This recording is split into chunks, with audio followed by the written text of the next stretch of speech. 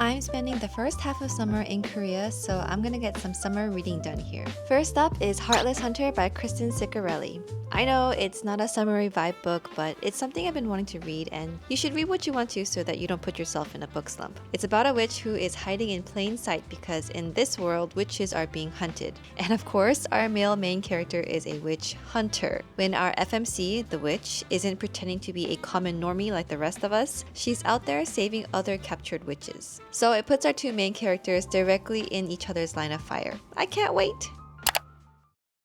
This book is so good. I am so entertained right now.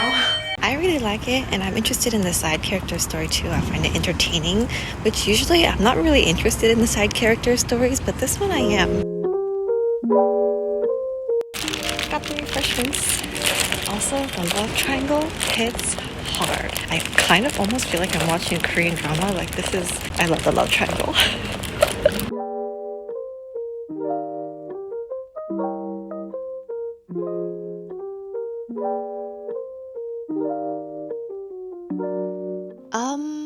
Is this a YA book? It's classified as YA, but it was a little bit more A than I was expecting. But dang, I really like this book. It's so fun to read. I didn't expect it to be this good. I know there was hype around it, but I didn't expect it to be this good of a hype. I just kind of, I am thoroughly enjoying this book. It's a duology. I keep comparing this book to the Shatter Me series because that series is also really easy to read and it's so fast. And this one, I feel like it's really fast too. The chapters are really short, which makes it feel like it's a faster read, and it's just really easy to flow through. And then there are places where it shocks me too. I'm kind of towards the end of the book now, so it's kind of starting to unravel a little bit, and I'm still like, oh, I didn't know that was gonna happen.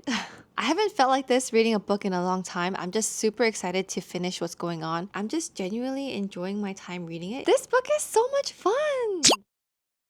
Okay, I was reading and then I decided that I needed to press record because I was shocked. There are some really good twists and turns here, and I just thought I had to capture that moment. But obviously I took a shower and I'm about to finish the book. I'm pretty much almost done with it. I have a feeling that there's gonna be a lot happening in the last few pages. I'm kind of excited to see like how everything will unfold.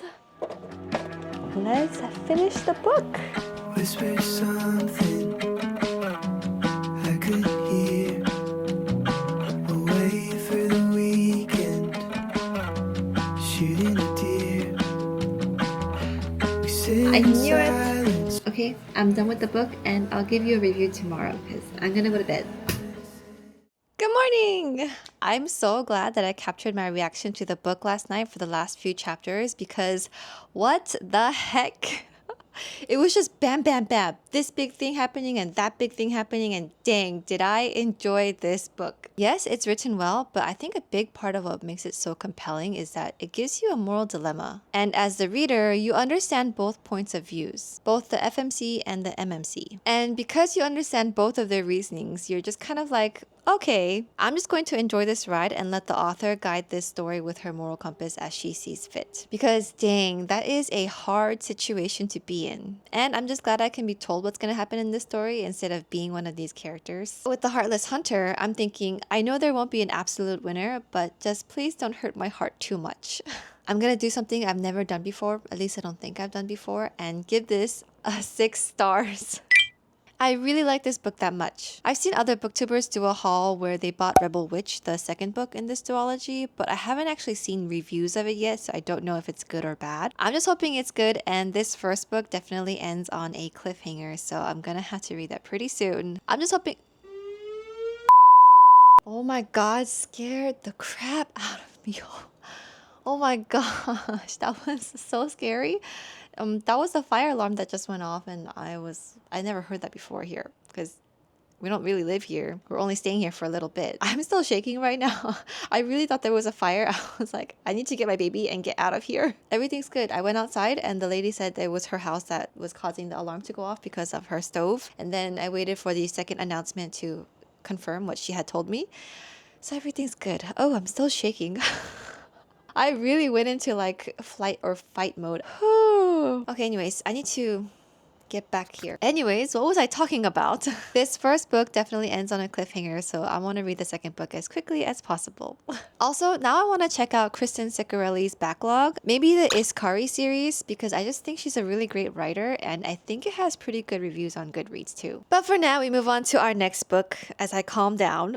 This next one, surprisingly, I haven't seen much of, especially considering that it's an Ali Hazelwood book. It's called Problematic Summer Romance. It came out at the end of May this year and it's an interconnected standalone following Not in Love, which I actually did not care for. I'm totally judging a book by its cover, but this book cover is much more appealing to me compared to Not in Love anyways. So overall, it does already appeal to me a little bit more.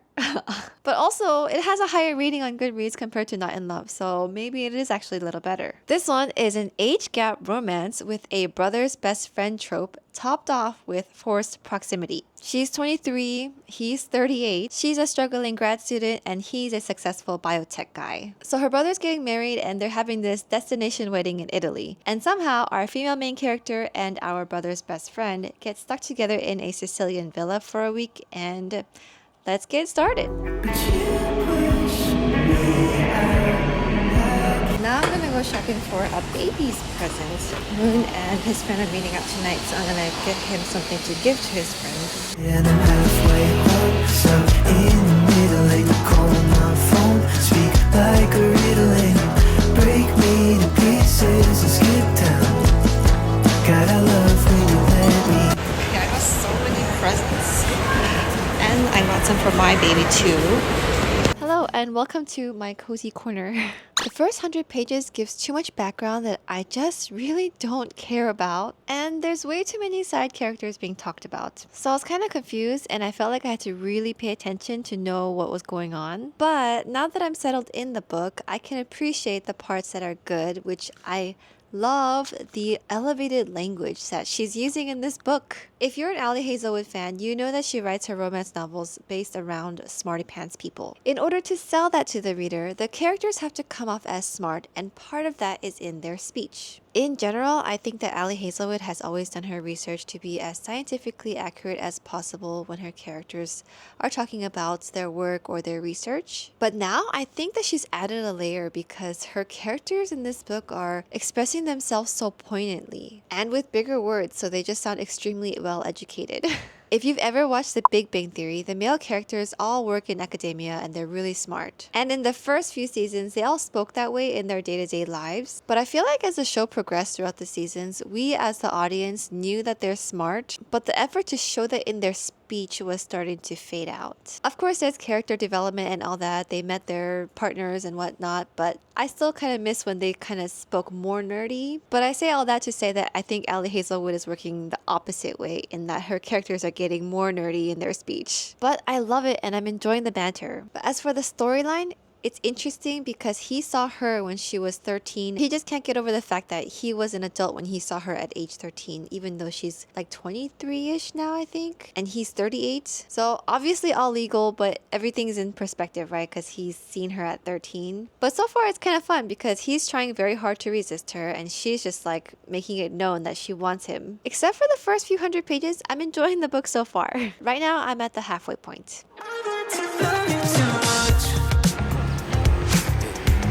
No growth if I stay. And so whenever you call me, I guess time to walk away. 'Cause I like to love you. Finished. I think this book makes my top 3 Ali Hazelwood books. But like I said earlier, I really enjoyed the banter in this book. The zingers, it was just so good sometimes. I was like, oh, that was quite funny actually. There wasn't really any highs or lows or any major conflicts though. The story was just like almost a steady ride, and I guess I'm glad that there was no forced third act conflict, but it was just kind of... I also like that there wasn't a dual point of view, it was just from her point of view, and that has to do with the age gap. So we only get Maya's POV, and she's this really intellectual, smart, brainiac, physicist, scientist person who is so confident in her love for the older guy, Connor, that it makes me as a reader feel pretty okay about the relationship. But if I had the guy's point of view as well, where he's constantly doubting himself about the relationship because of the age gap and feels like he's cradle robbing, then I probably wouldn't be able to root for the relationship as much. Overall, 4 stars, and I enjoyed the book. Next on our summer TBR is gonna be a new author for me. It's called Battle of the Bookstores by Ali Brady, and that's actually a Christina Lauren kind of thing where Ali Brady are 2 different people. It's an enemies to lovers romance with 2 bookstore managers. She's the manager of a serious literature bookstore, and he's the manager of a romance bookstore. One day, the manager of the 2 bookstores decides to combine the 2 bookstores, meaning that he only needs 1 manager, so they're basically fighting for 1 spot. So now they're in a competition to see who can get the most profit in the summer. Most profits equals last manager standing. I love reading about bookstores. It lets me live out my fantasy of owning or running a bookstore, which is something I definitely don't know how to do, so I'm living vicariously through these characters. And I guess also kind of learning a little bit about stuff that I wouldn't have otherwise known about running a bookstore. Also, the cover is just so beautiful. I can't even contain myself, it's just so beautiful. This came out June 3rd, so it's very recent. I haven't seen any reviews for it yet, so let's form an opinion on it, shall we?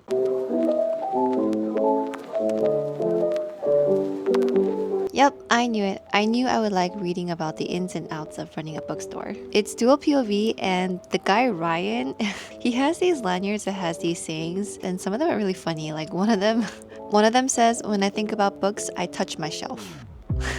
Get it? I thought that was funny. Anyways, on my ebook, I'm a little over 100 pages in, so let's keep going.